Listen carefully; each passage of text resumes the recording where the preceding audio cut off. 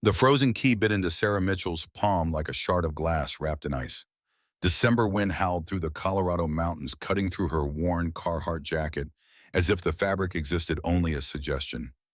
20 feet ahead, a steel door the color of dried blood jutted from the mountainside, half buried in snow that had been falling for 3 days straight. Behind her, pressed against the hood of a Honda Civic old enough to vote 7-year-old Emma, clutched a stuffed rabbit and watched with eyes that had learned too much too soon about the distance between hope and reality. This bunker, purchased 12 hours ago for $750 at a government auction, Sarah had stumbled onto at 2 in the morning while her daughter slept in a Walmart parking lot, represented either the worst decision of her 37 years or the only one that might keep them alive through winter.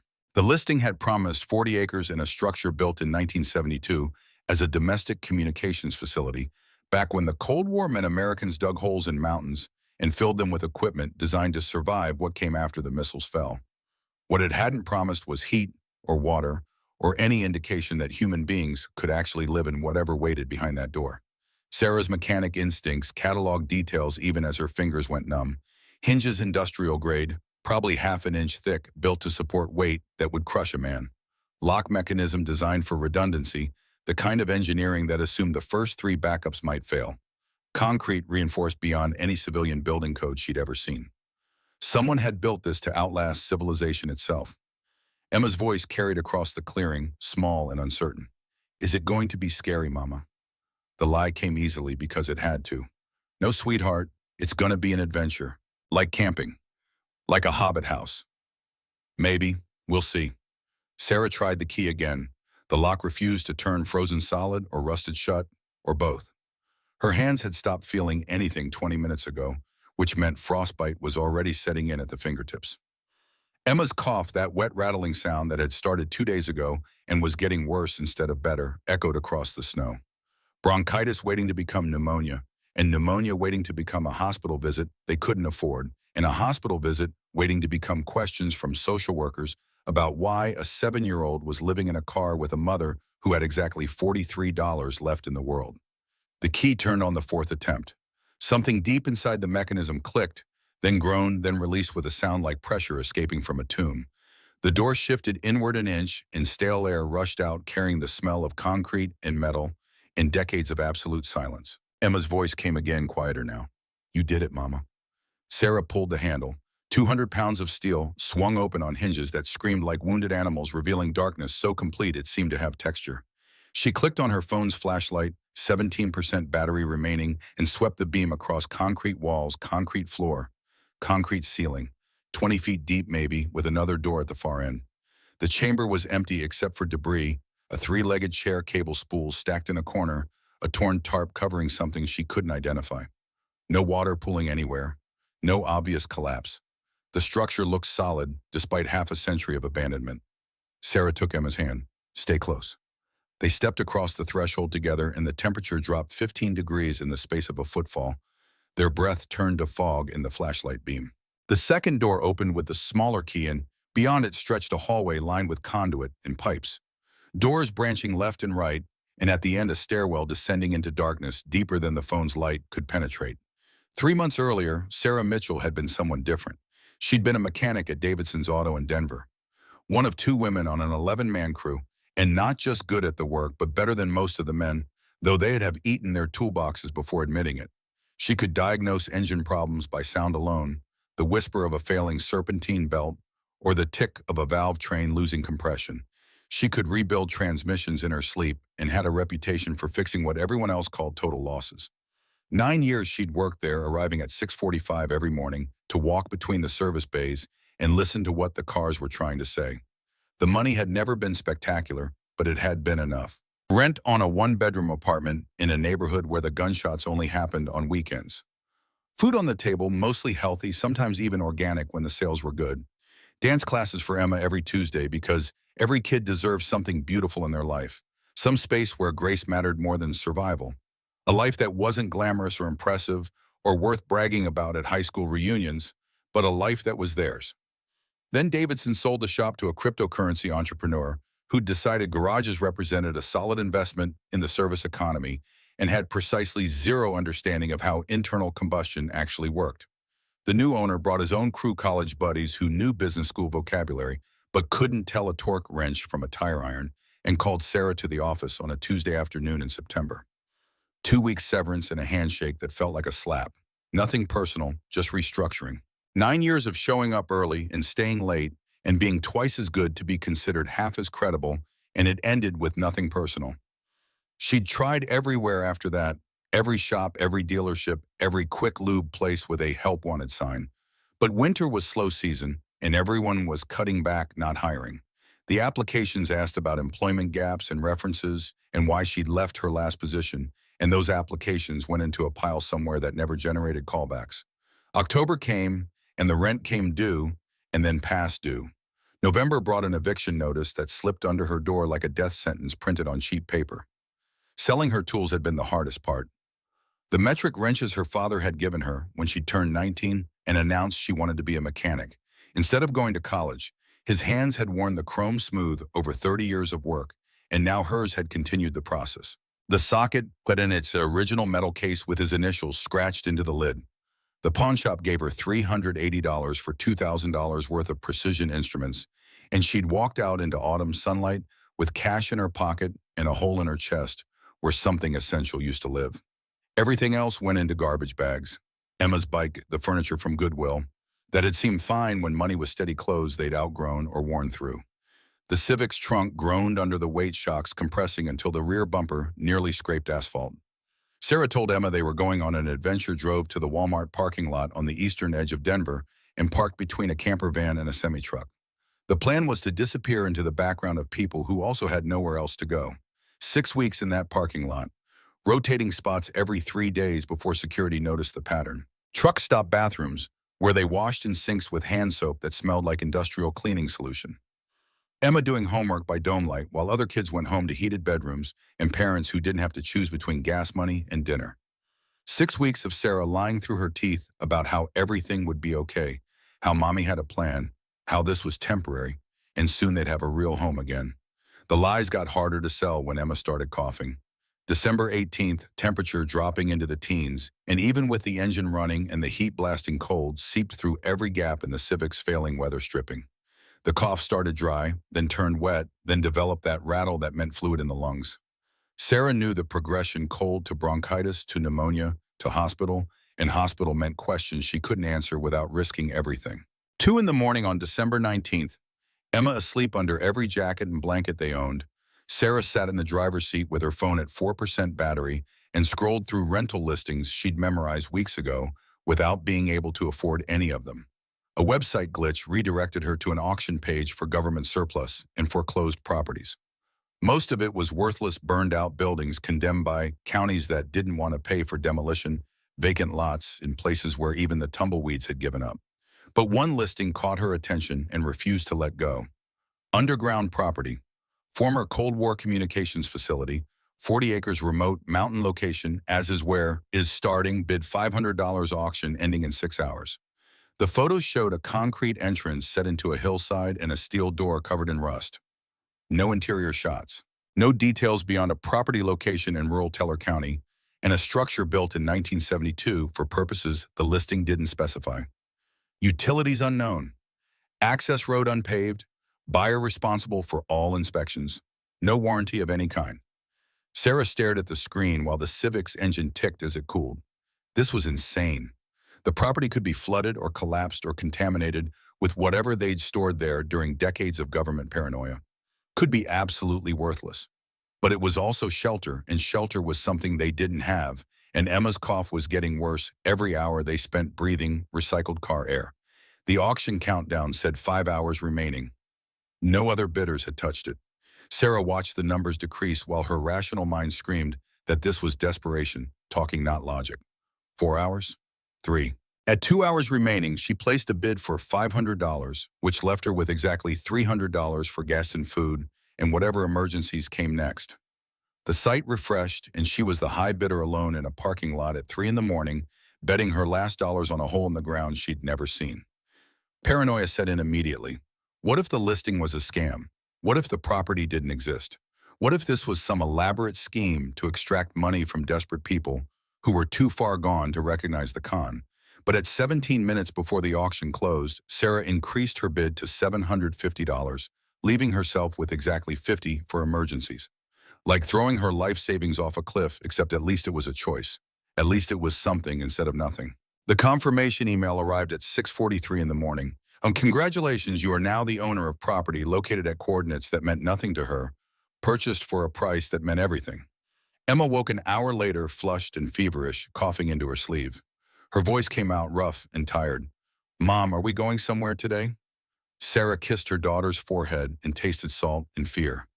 Yeah, baby. We're going to our new home. The drive took 4 hours. Interstate 70 west toward mountains that rose against the sky like broken teeth, then Highway 24 through towns that looked like they'd given up sometime in the 1980s, then county roads that got narrower and less maintained with every turn. The Civic struggled on inclines, engine whining in a register that made Sarah's mechanic instincts cringe. Transmission slipping in ways that meant catastrophic failure was approaching fast. 3 more trips in this car, maybe 4, if they got lucky, and then they'd be walking. They passed through Crusola at 10:30 in the morning, population 900, according to a sign that looked older than Sarah, and stopped at the only gas station. Marlene's Service and Sundries occupied a building that might have been white, once back before decades of weather had beaten it into submission. Inside, the woman behind the counter had gray hair pulled into a practical bun and hands that showed 62 years of work that didn't involve typing or pushing paper. Her name tag said Marlene, which matched the sign, and her eyes took in Emma's flushed cheeks and tired expression with a look Sarah recognized as pity. Sarah bought crackers and peanut butter and 2 bottles of water with the last of her cash, except for the $50 bill folded into her jacket's inner pocket. Marlene rang up the purchase and looked at Emma again, then back at Sarah with an expression that suggested she'd seen this story before and knew how it usually ended. You folks passing through, moving here? Just outside town. Marlene's eyebrow rose. Into town or just outside? Just outside. Where exactly, if you don't mind me asking? Sarah hesitated, then figured it didn't matter. Up Forest Service Road 81, the bunker property, I guess it's called. The change in Marlene's expression was immediate and unmistakable. Not just pity now, but something closer to concern, maybe even fear. She leaned forward and lowered her voice to just above a whisper. You bought the Harrington place. Is that what people call it? Marlene glanced toward Emma, who was studying a display of candy. She couldn't have, then looked back at Sarah. Listen, honey, I don't know your situation, and it's not my business, but that property has a history. Victor Harrington owned it from 1996 until he died in 2018. Never let anyone inside during those 20-some years. Deliveries came heavy equipment, construction materials, things in locked containers, but nothing ever came back out. People had theories about what he was building down there, and not all the theories were the kind you'd want to repeat in polite company. What kind of theories? The kind people don't talk about directly. Marlene's voice dropped even lower. Government surplus, Cold War relics, maybe worse. Victor was paranoid as hell toward the end. Brilliant man, made a fortune in technology back in the 80s, but something broke in him. Spent his last years convinced the world was about to collapse. Emma tugged at Sarah's sleeve. Mama, I'm cold. Marlene's expression softened, seeing the girl shiver. She wrote something on the receipt and pushed it across the counter. That's my personal number. You need anything, and I mean anything, you call. Okay. Thank you. Sarah was turning to leave when Marlene added, almost as an afterthought, one more thing. Victor had a nephew, Derek Harrington. Came around after Victor died, asking questions, making noise about how the estate had sold the property without notifying family. He was angry about it. Real angry. Said his uncle had built something valuable down there, and whoever bought it was stealing from him. The words hit Sarah like cold water. Is he still around? Saw him in town last week, asked if the property had sold yet. I didn't tell him nothing, but he knows someone bought it. Might come looking. Sarah left the gas station with Marlene's warning echoing in her head, and Emma coughing in the passenger seat, and 21 miles of increasingly primitive road ahead of them. In the rearview mirror, Crusola disappeared behind a bend, and ahead the mountains rose higher, indifferent to the desperate calculations of a homeless mechanic betting everything on a concrete hole she'd bought, sight unseen. The property management office was a single-wide trailer at the edge of town, and the man inside introduced himself as Roy Calloway, with a handshake that felt like he was evaluating livestock at auction. 60 years old, belly pushing against a flannel shirt, boys that had seen too many transactions go bad to expect anything good anymore. He handed Sarah a manila envelope containing a deed, a survey map, and two keys on a ring that felt heavy as sin. You're the one who bought the bunker. Not a question, just a statement of fact that needed no confirmation. That's me. Roy looked at Emma shivering beside her mother, then back at Sarah, and something in his expression shifted towards something that might have been sympathy if it hadn't been buried under so many years of disappointment. You know what you're getting into out there. I'll figure it out. Property's been sitting empty since 2018. Previous owner died up there alone. Natural causes, they said, but he was 71 and paranoid and hadn't let anyone inside for years, so who knows what really happened. Roy pulled a faded Polaroid from his desk drawer and slid it across the surface. That's Victor Harrington, last photo anyone got of him, taken in 2017. The photograph showed an elderly man thin to the point of gaunt, with eyes that looked haunted even through the grain of cheap film. He stood in front of the bunker entrance with his arms crossed, and something in his posture suggested a man protecting something precious or dangerous or both. What was he protecting? That's the question everyone asks and nobody's got an answer. Built that place up himself over 20 years. Had trucks delivering the pleas every month, generator fuel, construction materials, locked containers. Nobody was allowed to inspect. Spent a fortune on it, and nobody knows why. Roy leaned back in his chair. Property's about 19 miles up Forest Service Road 81. Four-wheel drive recommended, but you might make it in that. He nodded toward the Civic visible through the window, and his tone suggested he wouldn't bet money on it. Sarah took the keys. They were cold and industrial and felt like they weighed more than they should. How do I know which key is which? Big one's the exterior door. Small one's supposed to be interior, but I can't confirm that. Estate never got inside. Victor was the only one with the codes or the knowledge or whatever it took to navigate that place. Roy's expression turned serious in a way that suggested this next part mattered. Miss, I don't know your story, and it's not my business, but it's supposed to snow tonight. Heavy snow. If you're planning on staying out there, make sure you've got supplies. Cell service is non-existent. Nearest neighbor is probably 12 miles. You break down or get stuck, could be days before someone finds you. Emma coughed again, and Roy winced at the sound. That child needs to be warm. If this property doesn't work out, it'll work out. Sarah forced conviction into her voice because the alternative wasn't something she could consider. Roy sighed and pulled out a business card. Derek Harrington, Victor's nephew, been calling here every few months asking about the property. Left his number, said to contact him if the buyer ever had questions about the history. You don't have to call him, just thought you should know he's interested. Sarah pocketed the card without looking at it and left the trailer carrying an envelope full of legal documents and a weight in her chest that felt like carrying a small bomb. The road to the property wasn't really a road at all, just two ruts cut through pine forest overgrown with saplings and barely wide enough for the Civic to squeeze through. Branches scraped the doors with sounds like fingernails on metal. The car bottomed out on rocks and frozen mud every few hundred yards, the undercarriage grinding in ways that made Sarah's teeth hurt. The GPS died 2 miles in with a cheerful message about signal loss. Sarah followed the hand-drawn survey map from the envelope, split pine tree at mile marker, 3 creek crossing at 4 boulder, shaped like a sitting bear at 5. After 40 minutes of crawling forward at 5 miles per hour, with the transmission making sounds that suggested imminent failure, the trees opened into a clearing about half an acre across. Sarah stopped the car, and her hands gripped the steering wheel hard enough to make her knuckles ache. There it was. The bunker entrance rose from the hillside like a concrete scar on the landscape 20 feet wide and 12 feet tall, with a single steel door set into the center. Snow had drifted against the basin waves. Ice hung from the edges where water had seeped and frozen, creating jagged teeth that caught the weak December sunlight. The whole structure looked Soviet in its utilitarian brutality, built to withstand the end of the world, or at least hide from it. Emma's voice was quiet with something like wonder. It's really underground. How far down does it go? Sarah looked at the deed, which listed the structure's depth as classified information. I don't know, baby. They sat there with the engine idling and both of them staring at what $750 had bought. It looked abandoned. It looked forgotten. It looked like the kind of place where people disappeared and were never heard from again. But it also looked like shelter, and shelter was what they needed more than safety or comfort or any of the other luxuries that had stopped being options weeks ago. Sarah turned off the engine, and the silence that followed was total. No traffic, no voices, no city hum, just wind through pine trees and the tick of cooling metal and Emma's voice labored breathing. Okay, Let's see what we've got. Then the sound of an engine roaring behind them shattered the quiet like a gunshot. Sarah spun in her seat to see a black Range Rover crashing through the forest road they'd just navigated, snow spraying from its tires, moving at a speed that was reckless, even for four-wheel drive. The vehicle skidded to a stop 10 feet from the Civic's bumper, and a man stepped out wearing a suit that cost more than Sarah had earned in the last 6 months. Derek Harrington was in his mid-40s with dark hair going gray at the temples and eyes that calculated the value of everything they touched.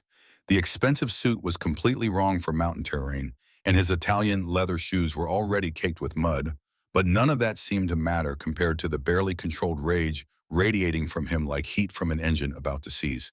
His voice cut across the clearing, sharp and accusatory. "You must be the person who bought my uncle's property." Sarah stepped in front of Emma on pure protective instinct. "I bought it legally at public auction." "Legally?" Derek's laugh was bitter and sharp. "You paid $750 for land, the estate valued at $5,000. That's already suspicious. But more than that," he gestured at the bunker with one hand while the other clenched into a fist. "You paid $750 for something worth millions. The estate didn't know what they were selling. They thought it was just an abandoned hole in the ground. They were wrong. The auction said, 'As is where is.' I know what the auction said, but the estate didn't do proper due diligence, didn't inventory contents. They just sold land without understanding what was underneath.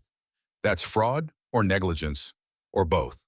Derek took a step closer and Sarah held her ground, feeling Emma trembling behind her. "My Uncle Victor spent 20 years building something down there. Something valuable. Something that belongs to his family. Your uncle's estate sold it. The estate made a mistake." Derek's voice rose sharply enough to echo off the concrete. "Lawyers didn't do their job. Didn't know what they were dealing with. That's not my problem, and it's not your windfall." He looked at Sarah properly.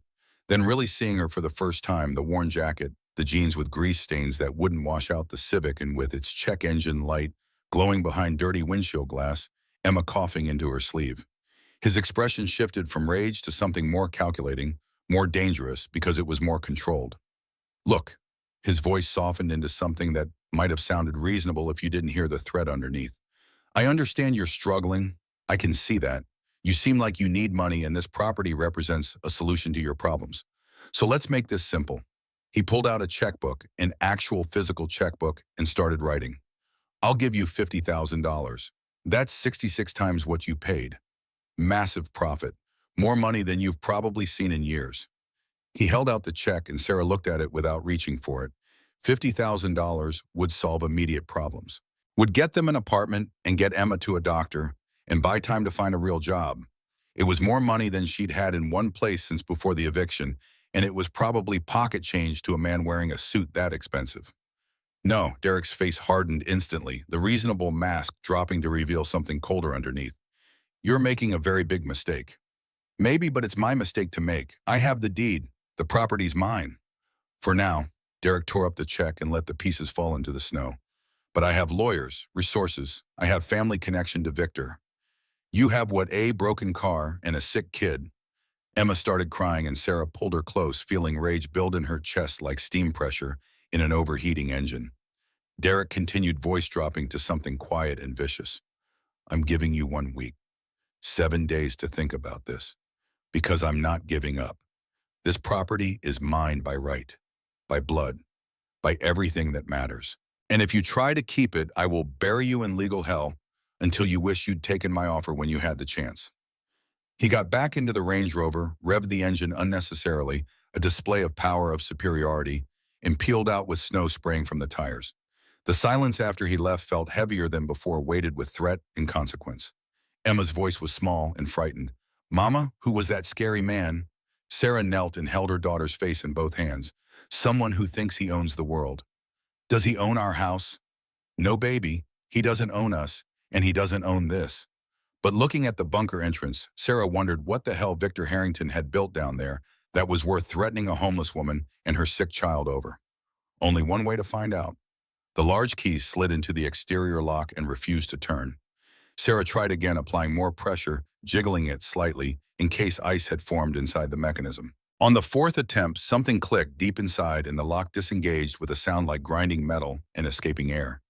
The door shifted inward an inch, and Sarah grabbed the handle and pulled. 200 pounds of steel swung open on hinges that screamed like they hadn't moved in years, and cold air rushed out from the darkness beyond, carrying the smell of concrete and metal, and something stale but not rotten.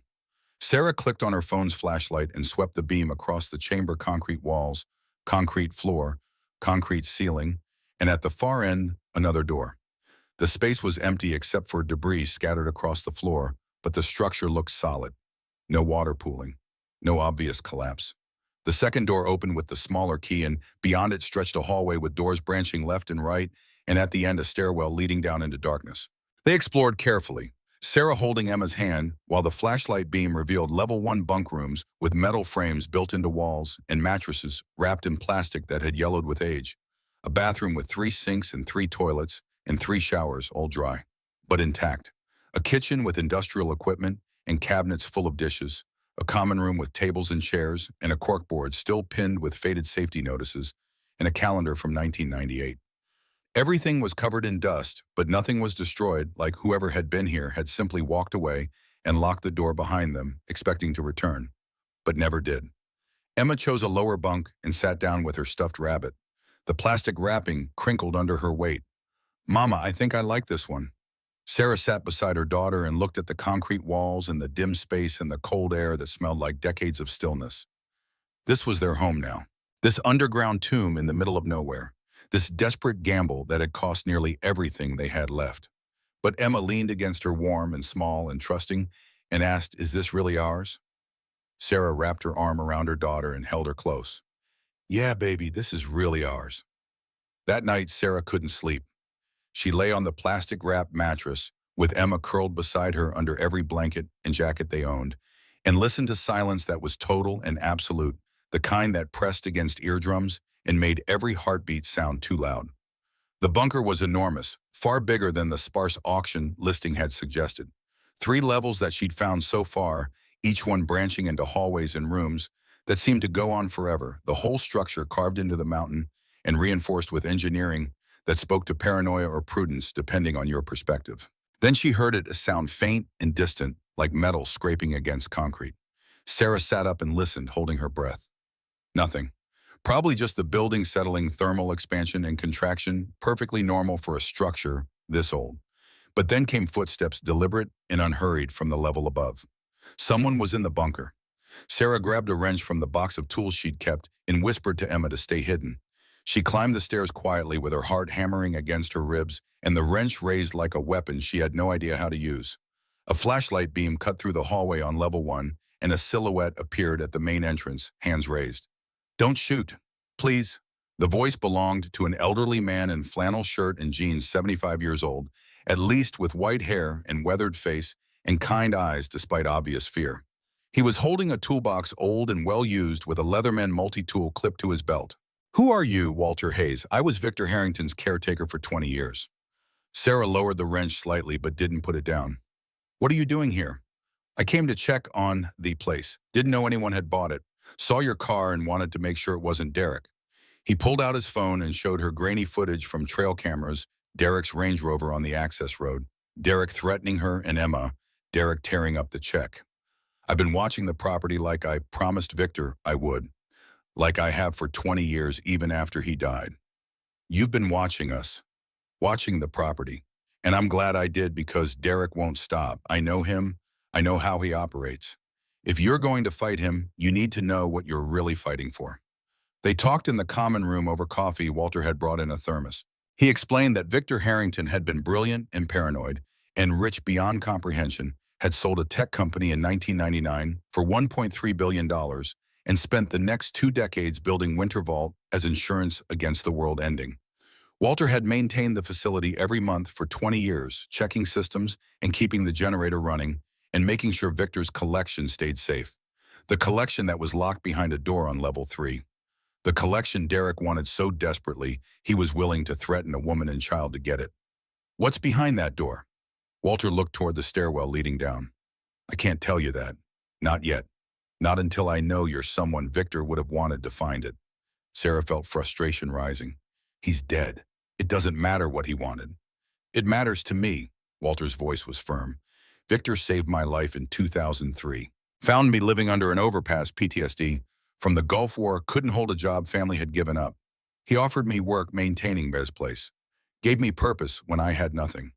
I owe him to make sure his legacy goes to the right person. He stood to leave. I'm going to watch you over the next few days. See what kind of person you are.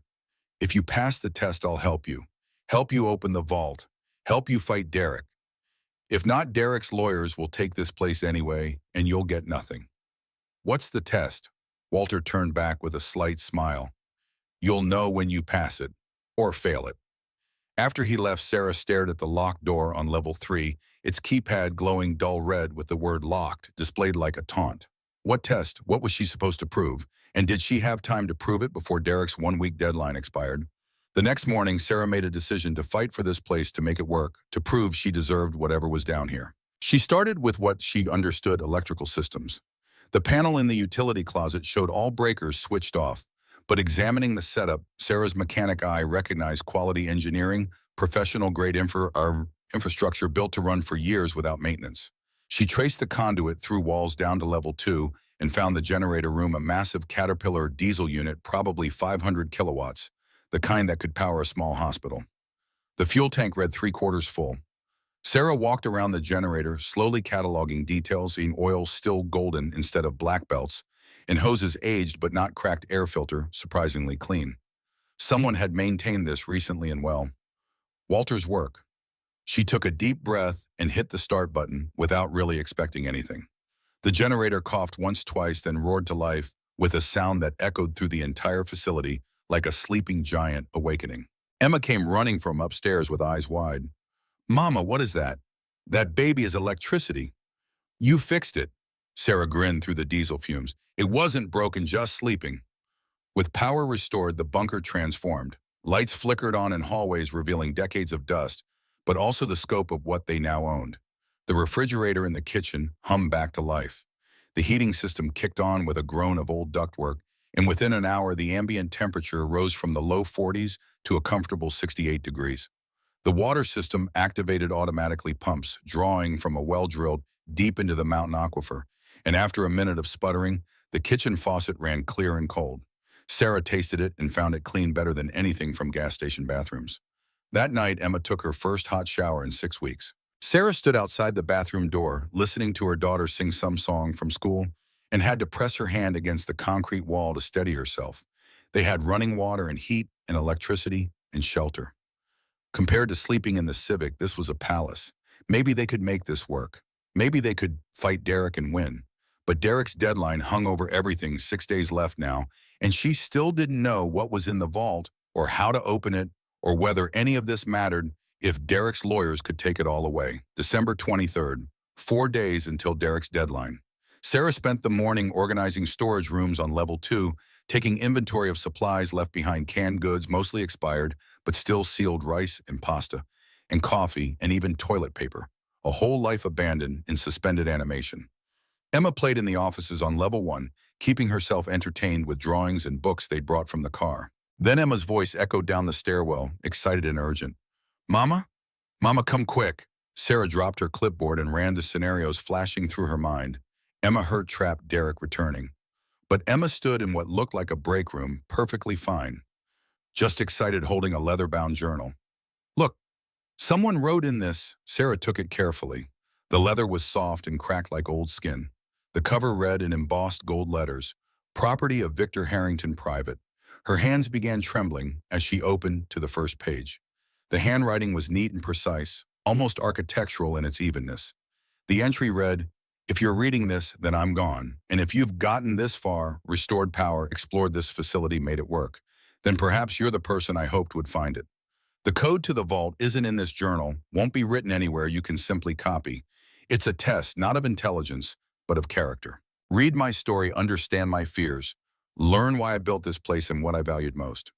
Only then will you know the code, because only then will you deserve what's inside." The journal spanned from 2010 to 2018, not daily entries, but periodic observations and thoughts and calculations, the kind of raw honesty people only commit to paper when they believe no one will ever read it. Victor wrote about fears that kept him awake: economic instability and currency collapse scenarios. He'd modeled 100 different ways the fragility of modern civilization held together by threads of trust that could snap at any moment. He wrote about his solution, preservation, storing value in forms that would survive any crisis, physical assets, intangible wealth, things that couldn't be erased by market crashes or deleted from databases. He wrote about this place, Winter Vault, his personal archive, an insurance policy, and shelter against catastrophe. But more than that, he wrote about loneliness, about having no children and no close family, about a life spent building walls instead of relationships. The entries became more philosophical toward the end, more reflective. Victor knew he was dying. He wrote about regrets and about hopes that someone would find this place and understand not just the wealth, but the why of preservation. On one of the last pages dated July 10th, 2018, 4 days before the final maintenance log, Victor wrote something that made Sarah's breath catch. The code is what matters most, not money or metal or even survival. The code is family. The code is love. The code is why we preserve anything at all. And below that, almost as an afterthought, 6 numbers written in the margin, 071498. Sarah flipped back through the journal looking for references and found an entry from 2008. Today marks the 10th anniversary of Mother's death. The woman who raised me alone after Father left, who worked 3 jobs to put me through college, who died before seeing me succeed. Her name was Helen Mitchell, died July 14th, 1998. Everything I built to honor her sacrifice. The code wasn't random, it was a memorial. July 14th, 1998. A son's grief encoded into security, a date that meant everything to a man who died alone. Sarah stood and walked to level 3 with the journal in her hands, and Emma following close behind. The vault door waited at the end of the corridor, patient as stone, its keypad glowing dull red like an eye watching and judging. Sarah's fingers hovered over the keys. 6 digits. What if she was wrong? What if entering the wrong code locked the vault permanently? But Emma squeezed her hand and whispered that she believed in her mama. And Sarah thought about Victor's words, only someone who understood what mattered most would know the code, and what mattered most was never the money. She entered 071498. The screen flickered and displayed a message, please wait, verifying. Sarah's heart stopped wondering what it was, verifying what biometric scan or security protocol she'd failed to consider. But then the screen changed, biometric authentication overridden, manual access granted to property owner. Mechanical sounds came from deep inside the door, heavy locks disengaging, bolts sliding back with the precision of Swiss clockwork, and the word on the screen changed from lock to open. Sarah grabbed the handle and it turned smoothly in her grip. The door swung inward with almost no resistance. Despite its obvious weight, and motion sensors detected her presence, and lights began activating automatically, fluorescent tubes flickering to life in sequence, flooding the space with cool white illumination. What Sarah saw made her knees weak and forced her to grip the doorframe for support. The vault wasn't a room, it was a cathedral carved into living rock, 30 feet high at its apex, and stretching back into the mountain maybe 100 feet. And it was full not with boxes or supplies or survival gear, but with wealth organized and cataloged and preserved with obsessive care that spoke to years of planning. Glass cases lined the walls on either side, each one climate-controlled with small displays showing temperature and humidity readings, each one containing something valuable. Sarah moved forward slowly with her footsteps echoing off concrete and steel. The first case held coins, not just any coins, but rare specimens organized in velvet-lined trays with printed labels. Gold eagles and silver maple leafs, and Morgan dollars from the 1800s each, in its own protective capsule, foreign coins, with unfamiliar scripts, pieces that looked ancient and impossibly valuable. She photographed an inventory card and zoomed in to read the precise handwriting. 1889, Carson City Morgan dollar, MS-65 condition, estimated value $45,000. One coin worth $45,000, and there were hundreds of coins in this case alone. The next case held paper currency, large format notes from the early 1900s, ornate art prints, silver certificates and gold certificates, and Confederate currency, and foreign notes from countries that no longer existed, snapshots of empires that had crumbled. The inventory card showed a different breakdown: historical currency collection, 347 pieces total, estimated, collector value $8,200,000. Sarah had to sit down on the bench positioned in the center of the vault, probably placed there by Victor, for exactly this purpose, for moments when the scope of wealth became overwhelming. The artwork section showed original pieces mounted in climate-controlled frames with certificates of authenticity, a harbor scene attributed to Frederick Child, Hassam, estimated at $4,700,000. A bronze dancer by Degas, valued at $2,100,000. A watercolor by Winslow Homer at $3,800,000. The main vault section occupied the back half of the chamber walls lined floor to ceiling with safety deposit boxes each about the size of a shoebox, each labeled with a date and sequential number starting with 1986-001 and ending with 2017-412. 412 boxes representing 31 years of accumulation, more than one box per month, a systematic commitment to preservation. Sarah opened the first box and found 20 gold Krugerrands, each coin in its own protective case documentation indicating they'd been purchased in June 1986 for $368 each and were now worth approximately $2,100 per ounce. $42,000 in one box. She opened another at random and found bearer bonds, corporate debt instruments worth hundreds of thousands. Another held stock certificates for Amazon purchased in February 2001 at $11 per share, now worth over $185, a 1,600% return. At the central desk sat the master ledger, thick and leather-bound with substantial pages. The first page was dated January 15, 1986, and bore the header, Project Wintervault Personal Asset Preservation Initiative.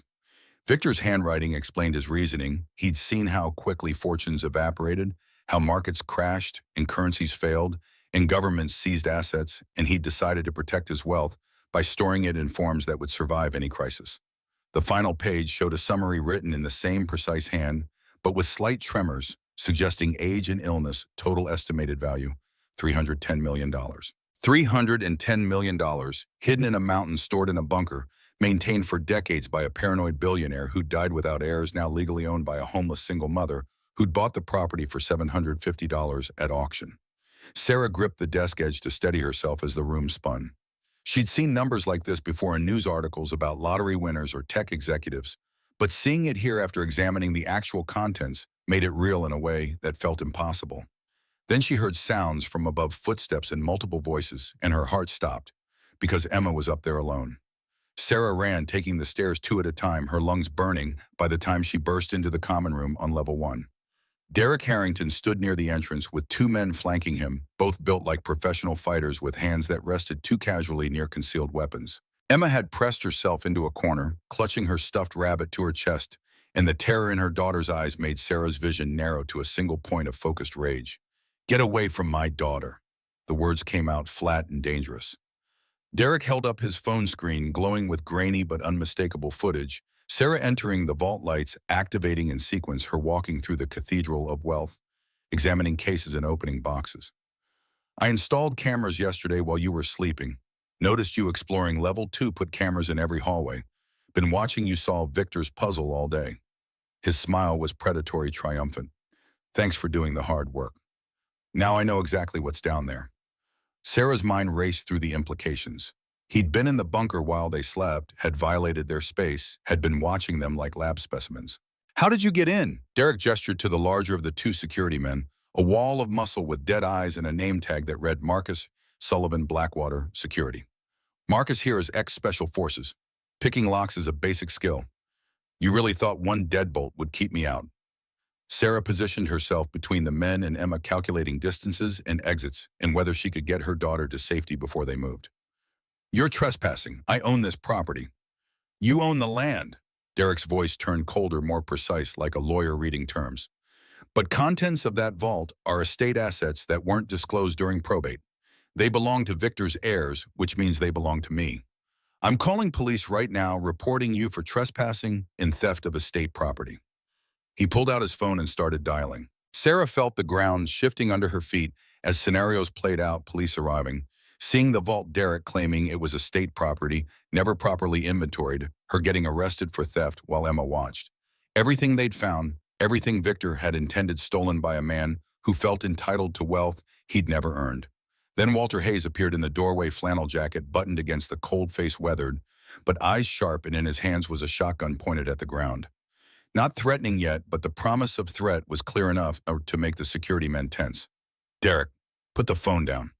Derek's face twisted with recognition and old resentment.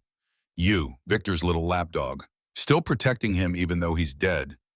Protecting what he built and what he wanted." Walter stepped into the room with the shotgun still pointed down, but his finger near the trigger. Sarah, you found the envelope in the ledger. Sarah's confusion must have shown on her face because Walter continued without waiting for an answer. Back of the master ledger, Victor left a letter sealed dated 2016. You need to read it. Derek's expression changed, fear flickering across his features like lightning before thunder. Sarah looked at Emma, meeting her daughter's eyes. Baby, go to the bunk room, now! Emma ran and Sarah turned and sprinted back down to the vault. At the central desk, she opened the master ledger to the back pages and found it an envelope sealed with wax that had cracked with age, addressed in Victor's precise handwriting to whoever finds this. She broke the seal and pulled out a letter typed on an old typewriter dated April 12, 2016. And as she read the words, her hands began to shake. The letter was Victor's will, explicit and notarized and witnessed. He wrote about his half-sister Diane contacting him in 1994 after 40 years of silence, claiming she wanted reconciliation but really wanting money. He'd offered to help her on condition she seek treatment for the alcohol addiction that had destroyed her relationships. She'd refused, called him controlling, left angry. In 1995, she'd returned with her son Derek, then 20 years old again, asking for money again, refusing help that came with conditions. Victor's words cut through the years with clarity that felt like prophecy. I realized then that my family only valued me for my wealth, not for relationship or connection, but for what I could give them transactionally. Therefore I, Victor Harrington, being of sound mind and body, do specifically and explicitly disinherit Diane Harrington and all her descendants, including her son, Derek Harrington. They shall receive nothing from my estate, zero, not $1. Furthermore, Winter Vault Holdings LLC and all associated properties and contents are hereby excluded from my estate and shall not pass through probate. They belong to whoever finds them after I'm gone. This is my will. This is my intent. This is legally binding. Below the text were signatures, Victor's a notary's seal, 2 witnesses, legal and binding and absolute. Sarah folded the letter and ran back upstairs. Derek was still on the phone with emergency services. Yes, I need officers immediately. There's been theft of estate property worth hundreds of millions. Sarah interrupted, voice loud enough to cut through his words. Derek, hang up the phone, or I call my lawyers and sue you for harassment, breaking and entering, and slander. She held up the will. This document says you have 0 legal claim. 0. Derek's face drained of color. He ended the call and snatched the paper from Sarah's hands, reading it with eyes that grew wider with each line. No, this is fake. Victor wouldn't. Walter's voice was steady, factual. It's real. I witnessed him sign it, drove him to the notary myself. You helped him disinherit us. Derek's voice rose to something close to breaking. His family. Your mother abandoned him when he was dying from cancer in 1992, came back only when he was healthy and rich. You think he forgot that? Derek's composure shattered into rage and something deeper, something that looked like desperation. This doesn't matter. I'll fight it. I'll tie this up in court for years. He pointed at Sarah with a shaking hand, won't see a penny while it's in litigation. You'll spend everything you have on lawyers, go bankrupt fighting me, and even if you win eventually, the legal fees will eat half the vault's value. His breathing was ragged now, control slipping. So here's my new offer, 50-50 split. We both walk away with $155 million each, or you fight me and maybe win nothing. Sarah looked at Emma, peering from the hallway at Walter, holding the shotgun at the vault below containing impossible wealth. Part of her wanted to take the deal because $155 million still changed everything, still helped everyone she wanted to help. But Derek didn't deserve this, hadn't worked for it, would probably hoard it out of the same fear that had crippled Victor. No, Derek's jaw clenched hard enough that Sarah could see muscles jumping under his skin. You're making the mistake of your life. Maybe, but it's my mistake to make. Fine. The word came out, strangled, choked.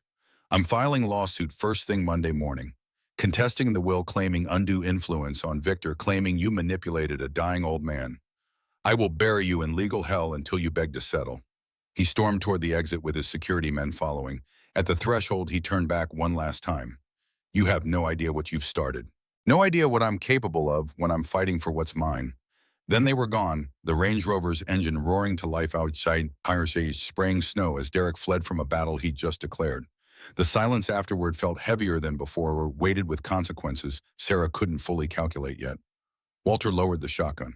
That went about as well as expected. Sarah sat heavily on one of the common room chairs. Can he do what he threatened, tee this up for years? With enough money and lawyers, yes, Derek's desperate. Desperate people are dangerous. Emma emerged from the hallway, voice small and frightened. Mama, is that bad man going to take our house? Sarah pulled her daughter close. No, baby. We're going to fight. But looking at Victor's will in her hands, Sarah wondered how a homeless mechanic was supposed to fight a billionaire's nephew in court. The answer came that evening in the form of a phone call. Unknown number, woman's voice professional and cold. Miss Mitchell, this is Agent Linda Walsh, IRS Criminal Investigation Division. We need to discuss the assets you've discovered. I'll be there tomorrow morning at 9. Don't leave town. The line went dead before Sarah could respond. December 26th, the day after Christmas, and Sarah had barely slept. Her mind spun through scenarios where every outcome involved losing everything or worse. At precisely 9 in the morning, two vehicles pulled into the clearing, Sheriff Dan Cooper's cruiser, with its county seal, and a dark sedan with government plates that screamed federal authority. Sheriff Cooper stepped out first, early 50s, with a weathered face and eyes that assessed situations before making judgments. Miss Mitchell, I'm not here to arrest you, but I need to understand what's happening. Derek Harrington filed a report yesterday claiming you're concealing estate assets worth hundreds of millions. Are you? Sarah showed him the deed. I bought this property legally at public auction. Contents included under as-is terms. Contents worth $300 million seems unlikely to be included in a 750 sale. She handed him Victor's will. Previous owner explicitly wanted the finder to have it. Cooper read it carefully, his expression giving nothing away.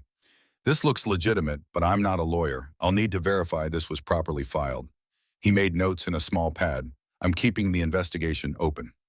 Agent Linda Walsh emerged from the sedan like a shark scenting blood and water. Late 40s dark pantsuit, government ID clipped to her belt, eyes sharp enough to cut glass. Her handshake was firm and brief. Miss Mitchell, may I come in? Sarah led them to the common room where Walter waited, and everyone sat while Sarah felt the walls closing in from multiple directions at once. Walsh pulled out a tablet and swiped through screens with practiced efficiency. I'll be direct. We've been monitoring unusual financial activity in Teller County. Anonymous donations totaling over $100,000 in the past week's school district, community center, library. Where did that money come from? Sarah chose her words carefully, feeling the trap closing. I found valuable items left by the previous owner and sold a small portion to help the community. Valuable items worth how much total? The silence stretched long enough to become uncomfortable. Walsh's eyes never left Sarah's face. Miss Mitchell, I don't care whose property this is legally. That's a civil matter. I care about taxes. Derek Harrington's lawsuit claims you discovered assets worth over $300 million. The moment you take possession of those assets, that's taxable income. We'll need to verify the actual amount, but you're potentially looking at capital gains tax of 47%. On that scale, we're talking about a massive tax liability that needs to be properly documented and paid. Walsh handed Sarah a thick packet of forms. You have 72 hours to file preliminary asset disclosure with the IRS. Every single item in that vault needs to be documented, valued, reported. If you fail to file, or if I find evidence you're hiding assets, I'll freeze everything and start a criminal investigation. Do you understand? Goodbye. Yes. Sheriff Cooper added his own weight to the pressure. And I'm opening an inquiry into how this sale happened. Need to verify the estate wasn't defrauded. If the property was sold under false pretenses, this could become a criminal matter. Both officials stood to leave, and at the door, Walsh paused with something that might have been sympathy crossing her features for half a second before professional detachment returned. Miss Mitchell, I've been doing this 20 years. I've seen people find unexpected wealth before. Most try to hide it, avoid taxes. It always ends badly. You seem like a decent person in a tough situation. Don't make it worse by trying to be clever. Just file honestly, pay what you owe, and you'll keep the majority of the wealth. But try to cheat the system. She shook her head. I will find out, and I will prosecute. After they left, Sarah stood holding IRS forms that felt heavier than the paper they were printed on. Walter put a hand on her shoulder. This is impossible. Derek's lawsuit coming, IRS wants filing by Sunday, sheriff investigating. What am I supposed to do? Walter's voice was quiet but certain. There's one person who can help navigate this, but you're not going to like it. The law office of Thomas Brennan occupied space above a bakery on Tejon Street in Colorado Springs, and the smell of cinnamon rolls filled the stairwell like a promise that somewhere in the world things were still simple and sweet. Brennan looked up from his desk as Sarah entered mid-50s with gray-streaked hair and reading glasses on a chain, but his hands were calloused from work that involved more than paper and keyboards. Sarah handed him the manila folder. Deed auction records, photographs of the vault, Victor's will pages from the master ledger IRS forms, Derek's business card with a threatening message he'd left on her voicemail that morning. Brennan read for 20 minutes without speaking, occasionally making notes on a yellow legal pad. His eyebrows rose when he saw the vault photos, and he lingered longest on Victor's will, reading it twice. Finally, he removed his glasses. This is remarkable and remarkably complicated. Can you help me? That depends. Do you want me to tell you what you want to hear or what you need to hear? Need to hear. Brennan nodded as if this answer had been a test she'd passed. Then here's reality. Derek's claim has no legal merit.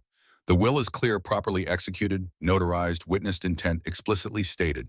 Any competent judge will uphold it, but he held up a hand as Sarah started to relax. Derek's right about one thing. He can tie this up in court for years.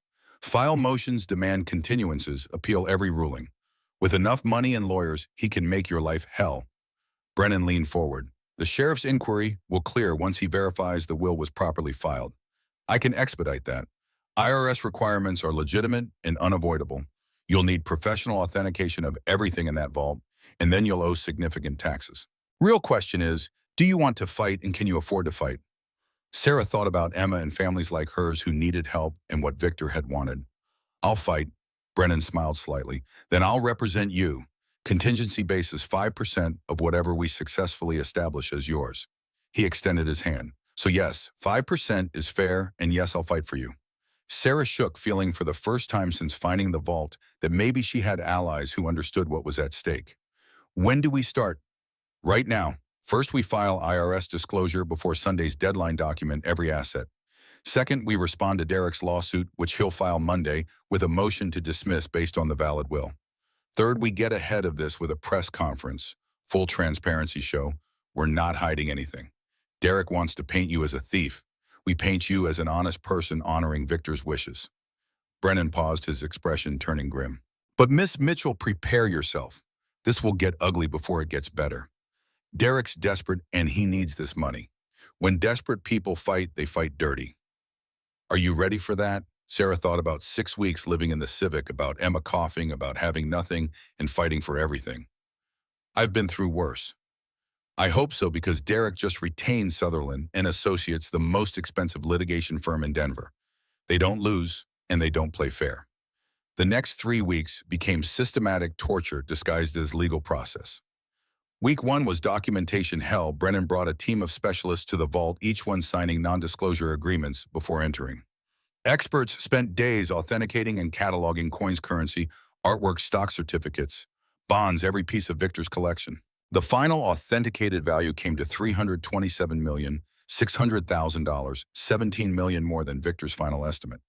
Brennan filed a comprehensive IRS disclosure running 847 pages documenting every single asset. But then week 2 brought Derek's counterattack. Derek's original 1-week deadline had passed on January 1st without action, but Sarah had known he was planning something worse. On Monday, January 6th, he filed a lawsuit in Teller County Court, alleging that the will had been obtained through undue influence on a mentally impaired elderly man, that Sarah had somehow manipulated Victor, despite never meeting him, that the assets belonged to the estate and hadn't been properly inventoried during probate, and that Sarah's possession constituted conversion of property. He demanded full return of all vault contents to the estate for distribution to rightful heirs. Derek also filed a temporary restraining order, preventing Sarah from liquidating any assets until the case was resolved, and Judge Carrion granted it. Sarah couldn't sell anything, couldn't pay lawyers, couldn't help anyone. She was trapped between wealth she legally owned and poverty she couldn't escape.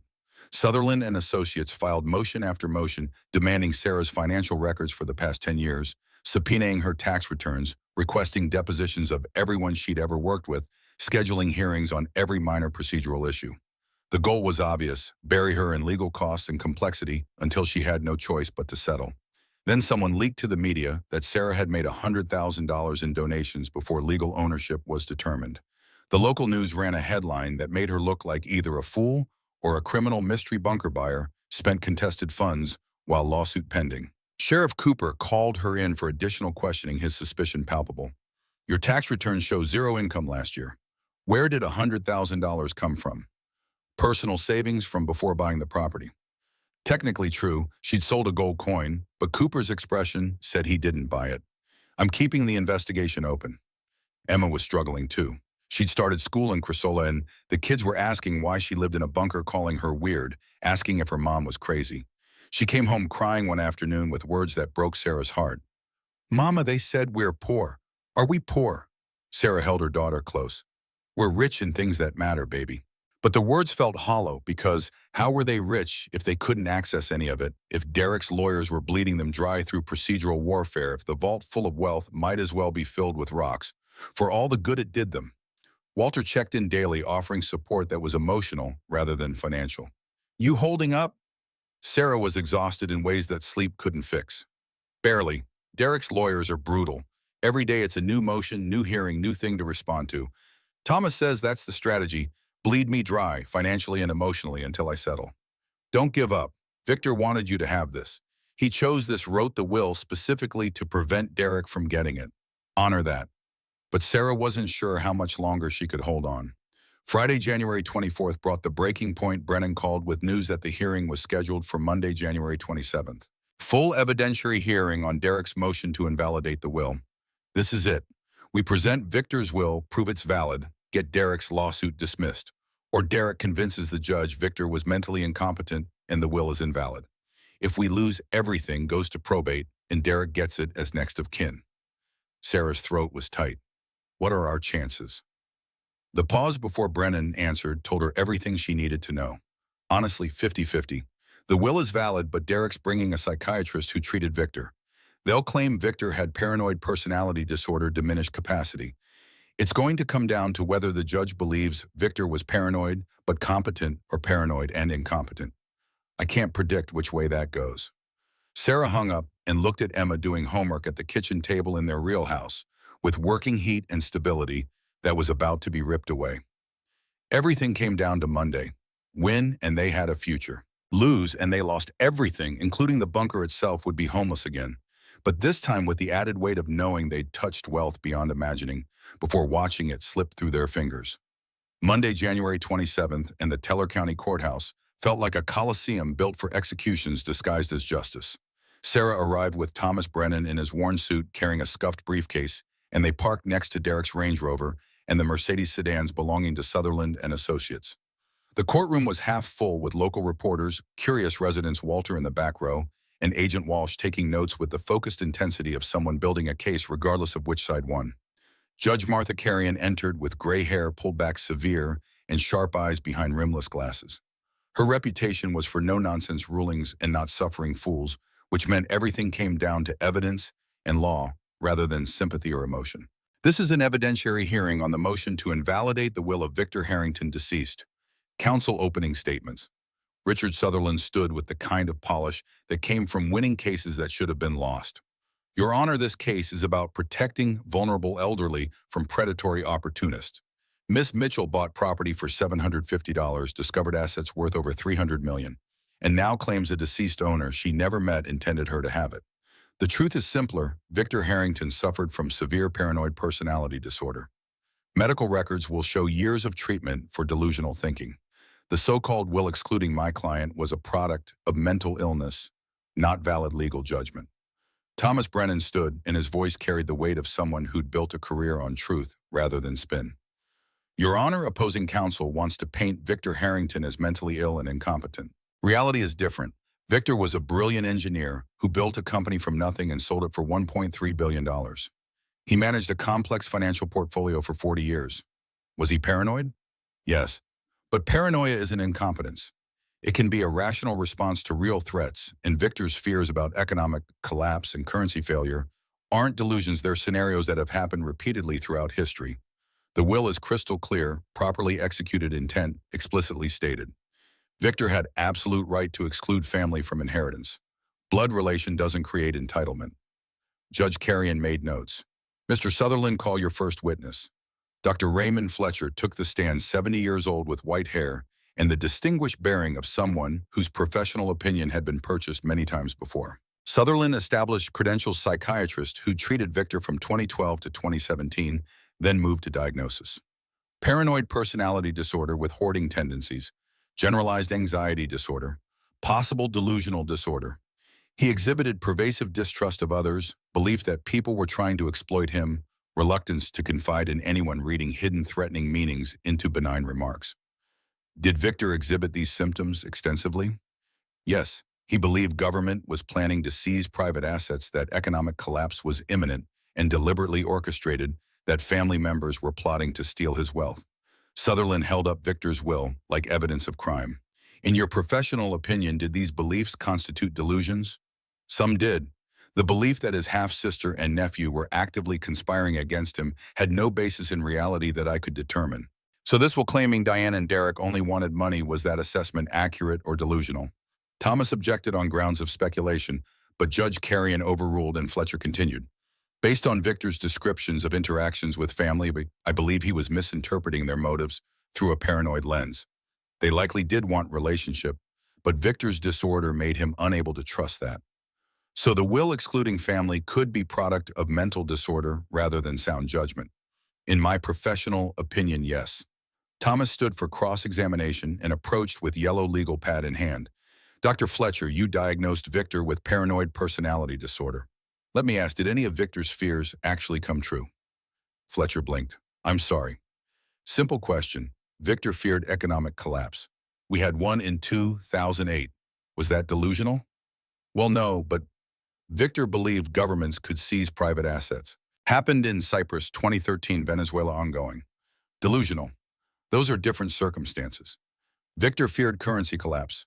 Argentine peso collapsed. 2001 Zimbabwe dollar became worthless. Delusional. Thomas paced, building momentum.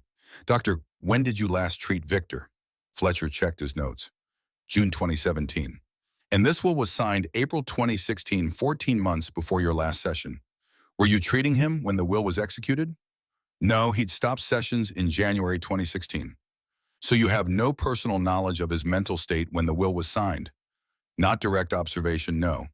Dr. Fletcher, millions of Americans have anxiety disorders, depression, personality disorders.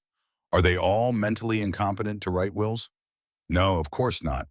So having paranoid personality disorder doesn't automatically equal incompetence. Not automatically. And Victor Harrington, despite his disorders, successfully managed a $300 million portfolio for 40 years, built and sold a company, maintained a complex facility, paid his taxes, lived independently. Does that sound like an incompetent person? The pause stretched long enough to feel like victory. No, Thomas called Walter Hayes to the stand, and the old man took the oath with the gravity of someone who understood this testimony mattered more than anything else he'd done in 23 years of service. Thomas established the relationship caretaker and friend from 2003 until Victor's death, then asked the critical question.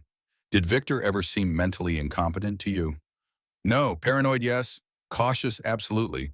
But sharp as anyone I've known. You testified Victor was paranoid but sharp. Explain that distinction. Walter leaned forward, and his voice carried conviction born from experience. Victor's paranoia came from experience, not delusion. He watched the 2008 crash destroy people's life savings overnight, saw governments change rules, seize assets, devalue currency. He didn't imagine these threats. He studied them, spent thousands of hours reading history, economics, political theory. His fear wasn't irrational. It was informed. Thomas presented Victor's journal. Tell the court about the 1995 visit from Diane Harrington. Walter's expression darkened with memory. Diane showed up unannounced with Derek. He was maybe 20 then. Said she wanted to reconnect with her brother. Victor was skeptical but willing. 20 minutes in, Diane started crying, said she was facing foreclosure, Derek's college loans defaulting. Asked if Victor could help family out, said $200,000 would solve everything. Victor offered to help on condition she get treatment for her drinking problem. She refused, got angry, said Victor was controlling. Then she said something I'll never forget. Walter's voice went quiet. She said, "You owe us, Victor. You got all Dad's brains and all the luck. We got nothing. You owe us for that." Derek nodded along, didn't say anything, but his eyes were calculating like he was already spending inheritance. Victor asked them to leave. Diane screamed at him, called him selfish, said when he died, she'd make sure Derek got every penny of what's owed. So Victor's belief that Diane and Derek only wanted money, was that delusional? No, it was accurate. Sutherland's cross-examination tried to establish bias. Walter had been compensated generously $85,000 annually, but Walter's response cut through the implication. I was paid fairly for professional property management, and when Victor offered to leave me $500,000 in his will, I refused. Told him if he left me money, people would question my testimony exactly this way. Victor understood. That's why he didn't leave me anything, so when this day came, my testimony would be untainted. The courtroom went silent. Even Sutherland had no response to that kind of premeditated integrity. But then Sutherland filed an emergency motion. Your Honor, we've just obtained documentation of a psychiatric hold on Victor Harrington, 72-hour involuntary commitment in May 2016, 1 month after the will was signed. If he had a psychotic break 1 month after signing it, proves he was mentally unstable when the will was executed. Judge Carrion's expression turned troubled. This is serious. I'm scheduling emergency hearing tomorrow morning before closing arguments. Outside the courthouse, Derek approached Irashra with something like triumph in his eyes. Last chance. 60-40 split. You get $130 million, I get $190 million. Or we both lose to lawyers. Sarah's voice was flat, drained. No. Then you'll lose everything, and you'll deserve it. That evening, Walter sat in Sarah's living room with his head in his hands. I knew about the psychiatric hold. I should have told you. Sarah felt betrayal mixing with exhaustion. Why didn't you? Because the truth is worse than anything Derek's lawyers imagine. May 2016, Victor didn't have a psychotic break. Derek had him committed fraudulently, trying to get him declared incompetent so Derek could control his assets.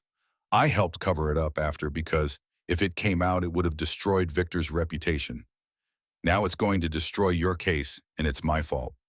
Sarah stared at him. Derek committed fraud, and I have proof. They spent the night going through Victor's papers until Sarah found medical records from Denver's Psychiatric Facility Evaluation Report from Dr. Helena Vance, dated May 17, 2016. The report stated that Victor had been admitted on emergency hold, initiated by nephew Derek Harrington, that patient denied suicidal ideation and denied psychotic symptoms, that mental status examination revealed no evidence of acute psychiatric emergency. Most damning, the signatures from Dr. Marcus Sullivan and Dr. Robert Fletcher appeared identical, suggesting forgery, and both doctors claimed to have evaluated the patient on the same day at different locations simultaneously, which was impossible. The recommendation was immediate release with suggestion to investigate potentially fraudulent petition, but Victor had declined to press charges, wanting to forget the whole humiliating episode. Sarah reread the signatures. Marcus Sullivan, that was Derek's security guard. Robert Fletcher was the psychiatrist who testified yesterday.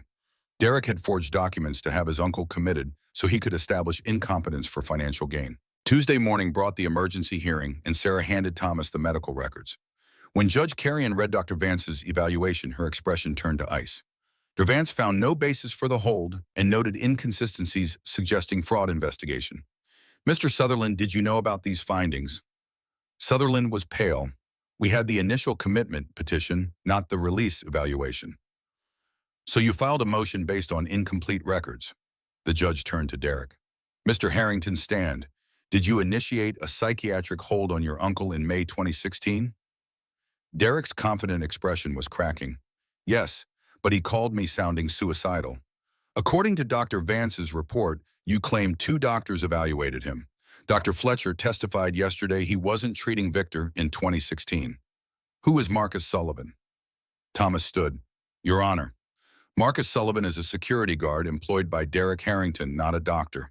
The courtroom erupted, and Judge Carrion's gavel came down hard. Mr. Harrington, did you forge a psychiatric evaluation to have your uncle committed? Derek's lawyer whispered urgently, and Derek's voice came out strained.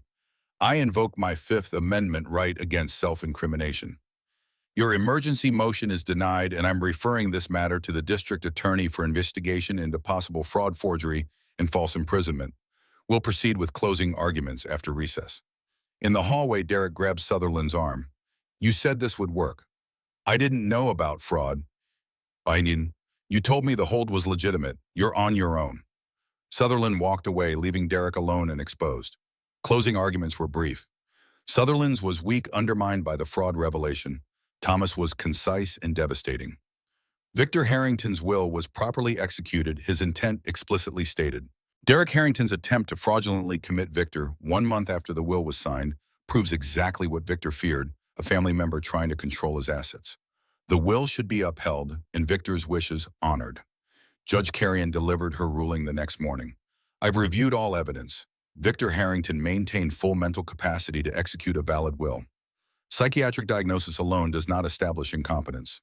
The will dated April 12, 2016, was properly executed, witness notarized. Victor had absolute right to exclude family from inheritance. Derek Harrington's fraudulent commitment attempt demonstrates the predatory behavior Victor sought to prevent. Therefore, the motion to invalidate is denied. The will is valid and enforceable. Sarah Mitchell is the legal inheritor of all vault contents. Temporary restraining order is lifted. The gavel fell and Sarah had won, but the victory felt hollow when Agent Walsh approached immediately. Congratulations on your legal victory. Now about taxes, you'll owe capital gains tax of 47% on the authenticated value of $327.6 million. That's approximately $154 million. First quarterly payment of $38.5 million is due April 15th. Get it done, Miss Mitchell. Thomas Brennan invited Sarah for coffee that afternoon at a diner 2 blocks from his office. He spread papers across the table between them like a surgeon laying out instruments before an operation. You won legally. Now here's what that actually means. He walked her through the numbers with the methodical patience of someone who'd delivered this kind of news before. Total authenticated assets, $327.6 million. After capital gains tax at 47%, that's $154 million owed to the IRS over the next several years as you liquidate. After my contingency fee at 5%, that's $16.4 million. After authentication costs, ongoing security insurance, legal fees to close out the case, you're looking at approximately $156 million in actual usable wealth. Sarah stared at the breakdown. Still life-changing. Still more money than she'd ever imagined touching. But not the fairy tale number everyone assumed, not the $327 million the media kept repeating. And I can't just sell everything at once. Liquidating properly will take 3 to 5 years to avoid crashing market values. You dump rare coins and investment-grade art all at once, you'll depress prices and lose tens of millions. Need to be strategic, patient. Thomas closed the folder. This is still an incredible outcome, Sarah. But the reality of wealth is far more complicated than the fantasy. Sarah sat in the vault that evening surrounded by glass cases and safety deposit boxes, $327 million worth of assets that felt more like burden than blessing. She'd won the legal battle but inherited years of tax payments, careful liquidation strategies, and the weight of decisions about how to use what remained. The vault that had seemed like salvation now felt like responsibility she wasn't sure she was equipped to handle. But Emma found her there, climbed onto the bench beside her. Mama, are we rich now? Sarah wrapped her arm around her daughter. We're safe now. That's better than rich. 6 months passed in methodical implementation. Sarah purchased a house in Chrysola for $285,000, 3-bedroom ranch on 2 acres that needed work, but had good bones, and furnished it simply from the local furniture store rather than anything expensive or ostentatious. Bought a 3-year-old Toyota Highlander for $38,000 that started every time and had working heat. Established a college fund for Emma with $500,000 that would grow with compound interest. Created an emergency fund of $2 million that would support them for 5 years even if everything else failed. Total personal spending, $3,285,000. Less than 1% of the authenticated vault value. The rest went toward purpose. Monroe Automotive opened in July. Sarah found a vacant garage on Chrysola's main road, a building that had sat empty for 2 years after the previous owner retired. She spent 6 weeks renovating it herself, working alongside local contractors she paid fair wages. Installed new hydraulic lifts and modern diagnostic equipment. Organized hand tools on pegboards like her father's garage from memory. Painted the walls bright white because light mattered even in a workspace. Hung photographs of classic cars, Mustangs, and Camaros and Corvettes, because beauty mattered too. The sign went up in late July: Monroe Automotive, honest work, fair prices, second chances. That last part was deliberate. She partnered with a community college in Colorado Springs to create a formal apprenticeship program. 6 months of training, full-time hours at $18 per hour while learning. Priority given to people getting back on their feet, formerly homeless single parents, people with criminal records who couldn't get hired elsewhere, veterans struggling with civilian life. No credit checks, no background requirements beyond commitment to try. James Porter was the first apprentice. 52 years old, Army veteran, 2 tours in Iraq, honorably discharged, but PTSD made holding employment difficult. Lost his apartment, lost custody of his teenage son, ended up in a Denver homeless shelter. He stood in the doorway of Monroe Automotive on a Tuesday morning in August like he expected rejection. I saw your sign, the apprenticeship program. Is that real or just talk? It's real, though. I don't have experience with cars, but I can follow instructions, show up on time, work hard. He paused, swallowed. I just need somebody to give me a shot. Sarah recognized the desperation in his voice because she'd heard it in her own not long ago. When can you start? Now, today, whenever you want. Tomorrow morning, 7 a.m. Bring work boots and willingness to learn. James showed up at 6:45 the next morning and every morning after that for 6 months. Sarah taught him everything she knew: how engines worked, how to diagnose problems by listening to the sounds metal made under stress, how to rebuild transmissions with patience and precision, how to read electrical systems like maps.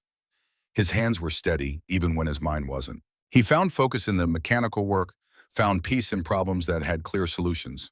By December, James was confident and skilled and ready. Sarah helped him open Porter's mobile repair truck-based service with lower overhead and flexibility to build his own schedule. Co-signed a loan for $85,000 to cover the truck and tools. Risk, yes, but she believed in him. 2 weeks after opening his business, James regained custody of his son. She attended the court hearing and watched him cry when the judge signed the papers. But not everyone succeeded. Dwight Kowalski was 45, former machinist, who'd lost his job when the factory closed. He developed diabetes afterward, couldn't afford medication without insurance, watched his health deteriorate while searching for work that never came. Started the apprenticeship program in September, enthusiastic and hardworking, good with his hands, patient with precision tasks. Week 14, he collapsed in the shop. Diabetic crisis. Sarah drove him to the hospital herself, waited while they stabilized him, paid the medical bills that came to $47,000, got him proper treatment, insulin case management. But the doctor's orders were clear: no physical work, disability only. Dwight was devastated when she visited him afterward. I wanted to finish the program, wanted to prove I could still work. You did prove it. Your body just needs different kind of work now. Sarah helped him apply for disability, connected him with support services, but he never finished the apprenticeship. Not because he failed to try, but because circumstances were beyond anyone's control. Bobby Brennan was 29, struggled with opioid addiction since a construction injury 4 years earlier. Been clean 6 months when he started the program in October. First 3 months were excellent, focused, hardworking, grateful for the chance. Month 4, he started coming in late, missing days, getting defensive when questioned. Sarah knew the signs. Bobby, let me help. Inpatient treatment, I'll pay for everything. I got this, just having a rough patch. Week 18, he didn't show up. 3 days missing. Police found him in a motel room overdosed. Narcan brought him back that time. Sarah visited the hospital. Bobby, please, let me help. I don't need help. Need you to stop judging me. He discharged himself against medical advice. Never came back to the program. Last Sarah heard, he was back on the streets, using again. 2 months later, in early December, police called with different news. Found him in a different motel room. Another overdose. This time, Narcan didn't work. He was 29 years old. Sarah attended Bobby's funeral on a Tuesday afternoon. There were maybe 20 people there, mostly from the shelter system. His mother sat in the front row looking hollowed out by grief and guilt and all the years of watching her son disappear into addiction. After the service, she approached Sarah. You tried to help him. He told me. Thank you for trying.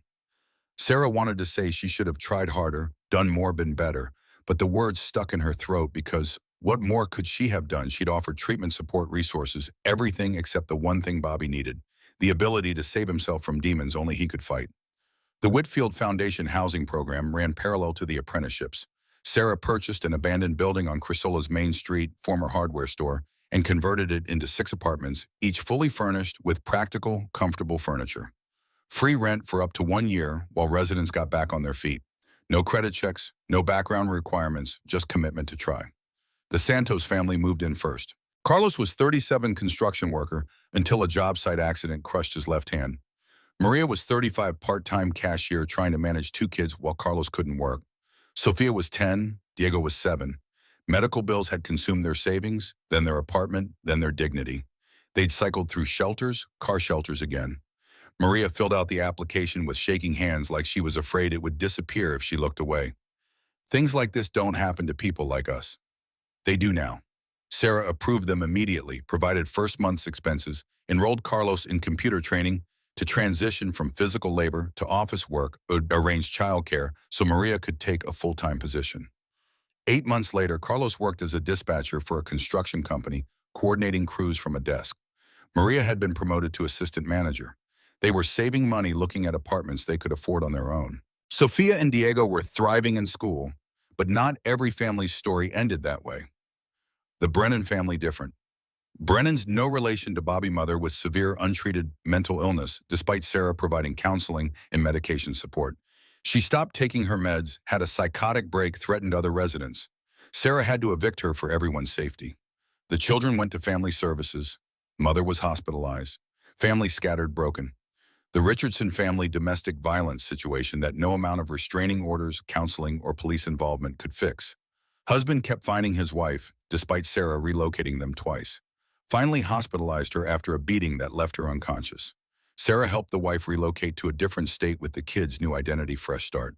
But the family was broken, scattered by violence that unlimited resources couldn't prevent. By December, 1 year after buying the bunker, the patterns were clear and brutal. Apprenticeship program, 16 people enrolled. 11 successfully transitioned to employment. James and 10 others who rebuilt their lives, got jobs, regained stability. 5 failed. Bobby died. Dwight's health failed. 3 others relapsed or made choices that led them back to streets. Housing program, 12 families helped. 8 successfully transitioned to independence like the Santos family. 2 still in progress. 2 failed. Brennan family destroyed by mental illness. Richardson family scattered by violence. Total success rate across both programs approximately 70%. Sarah kept a wall in her office at Monroe Automotive with photographs of everyone who'd come through the programs. 16 faces in the apprenticeship section, 12 families in the housing section. Stories of transformation of second chances used well. But there were also empty spaces where photos had been removed or moved to different sections. Bobby's photo taken down after his death. Dwight's moved to medical retirement. The Brennan and Richardson families' photos filed away in a folder labeled Outcomes Unsuccessful. Not everyone made it. That truth hurt in ways Sarah hadn't anticipated. September brought an unexpected visitor. Sarah was alone at the shop late Wednesday afternoon finishing paperwork when she heard a knock on the door. Looked up to see Derek Harrington standing there, but he looked nothing like the man who'd threatened her 9 months earlier. The expensive suit was gone, replaced by worn jeans and a faded jacket. He'd lost weight, face showing the kind of exhaustion that came from losing everything that used to define you. The Italian leather shoes had been replaced by work boots. When he spoke, his voice was rough, like he hadn't used it much lately. I need to apologize. Sarah didn't invite him in, made him say it from the doorway, with the threshold between them like a line he'd have to earn the right to cross. I was desperate when I came after you. Lost everything in bad investments, crypto crash, real estate deals that fell through bankruptcy. When I found out about Uncle Victor's vault, I saw it as a lifeline, something I felt entitled to because we shared blood. He swallowed hard, continued. I didn't think about what Victor wanted, didn't care who you were or what you'd been through. Just saw money I convinced myself should be mine. He pulled an envelope from his jacket. This is what's left after I sold everything. $800. Not enough to repay your legal fees, not even close. But it's all I have. Wanted you to know I understand now. Understand desperation, what it means to lose everything. Sarah looked at the envelope. $800, exactly what she'd had when buying the bunker. The universe's cruel symmetry. I'm sorry for what I tried to do, for threatening you and Emma, for trying to have Uncle Victor committed, for being exactly the kind of person he feared. Derek's voice broke. You were right. He was right. I was a vulture waiting for him to die. Sarah thought about Victor's letter, about his words, be braver than I was, kinder than I was, better than I was. Thought about second chances and whether people could truly change or if trauma just taught them to hide their nature better. Keep your money. Derek's head came up, confusion and hope mixing on his face. What? I can't give you millions, but I can give you what I give everyone who comes through that door a chance. Sarah's voice was steady, certain. Whitfield Foundation needs a case manager. Someone who's hit rock bottom. Someone who understands what families in crisis are going through because he's been there. Pays $45,000 a year, health insurance, honest work, helping people who need help. You interested? Derek stared like she'd spoken in a language he didn't understand. Why would you help me after what I tried to do? Because second chances aren't earned. They're given. The words felt true as she said them, felt like something Victor would have approved. Victor gave me one. I'm giving you one. What you do with it, waste it, or build something meaningful, that's entirely up to you. Derek's composure shattered. He covered his face with his hands and sobbed, the kind of release that came from carrying weight for too long. I don't deserve this. Nobody deserves second chances. That's the whole point. You start Monday if you want it. 8 a.m. Foundation office in Colorado Springs. Show up ready to work. Derek nodded, unable to speak, shook her hand with both of his like he was afraid she might change her mind. He left quickly, and Sarah turned to find Emma standing in the office doorway with her backpack still on from school. She'd heard everything. That was the right thing, Mama. Yeah, baby, I think it was. But that night, lying in bed in their house with working heat and Emma sleeping safely in the next room, Sarah wondered if giving Derek a job was wisdom or foolishness, if people really changed, or if they just learned to perform change convincingly enough to get what they wanted. No way to know except try. And really trying to help people, even when risky, that was the work. Christmas 2026 arrived exactly 1 year and 6 days after opening the vault. The community meal at Whitfield Foundation drew 100 people families. The foundation had helped apprenticeship graduates, volunteers, community members who'd heard the story and wanted to be part of something meaningful. James Porter taught his teenage son how to carve turkey, rebuilding their relationship one patient lesson at a time. The Santos family brought homemade tamales, Maria insisting on contributing after everything they'd received. Derek Harrington worked quietly in the corner, coordinating meal service, transformed from antagonist into someone genuinely useful. But there were also empty chairs arranged in the corner of the room, a memorial for those who didn't make it. Bobby Brennan's chair death 2 months earlier from an overdose that Narcan couldn't reverse. The Brennan family's chairs representing children scattered through family services and a mother hospitalized. The Richardson family's chairs for people living and hiding from violence that wealth couldn't stop. After the meal, people gathered and asked Sarah to speak. She stood reluctantly with Emma squeezing her hand for encouragement, looking around the room at successes and absence in both. I don't usually do this, but okay. She took a breath. Year ago today, Emma and I were eating canned soup in that bunker, wondering if we'd made a terrible mistake. We'd lost everything, home, job security. Then we found Victor's gift, found wealth beyond imagining. Easy to think that's the end of the story. Poor person gets rich happily ever after. She paused, met eyes around the room. But that's not how life works. This year, we helped dozens of families, trained 16 apprentices, provided housing and support and second chances. 11 people rebuilt their lives, got jobs, regained stability. That's incredible. Her voice thickened. But 5 people didn't make it. Bobby Brennan died from an overdose 2 months ago. He tried God, he tried so hard, but addiction won. Dwight Kowalski wanted to finish the program, wanted to prove he could still work, but diabetes destroyed his body. 3 others relapsed or disappeared or made choices that led back to streets. Sarah felt the weight of those names, those faces, those failures. I could tell you about 11 successes, make an inspiring speech about hope and transformation. And that's true, but also true not everyone makes it. Sometimes trying isn't enough, and that hurts. She gathered strength from Emma's hand in hers. But here's what I've learned, failure doesn't negate success. 70% success means 70% of people got a chance and used it. That matters. We honor those who didn't make it by continuing to try, by showing up tomorrow, next week, next year, by giving the next desperate person the same chance. Knowing some will fail, knowing failure is part of the process. Trying anyway. Her voice strengthened. Victor Harrington wrote in his letter, "Wealth only matters if it does something. Even when it fails, sometimes you keep trying. Even when it hurts, you keep trying. Even when Bobby dies and Brennan family breaks and Dwight's body gives out, you keep trying. Because that's the work. That's what makes wealth mean something."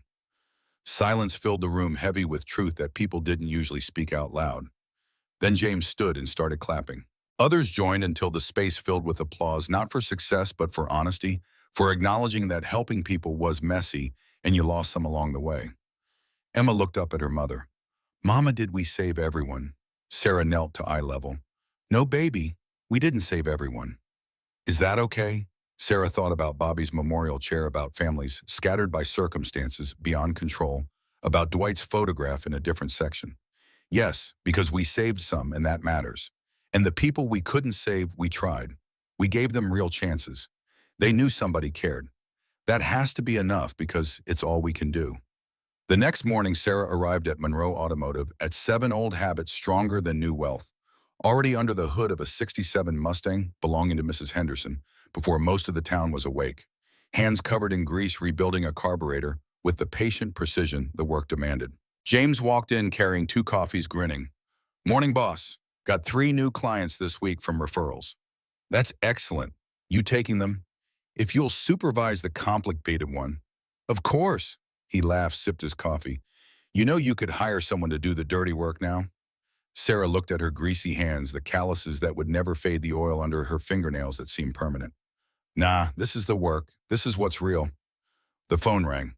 Monica from the foundation, voice carrying the particular tone that meant someone needed help urgently.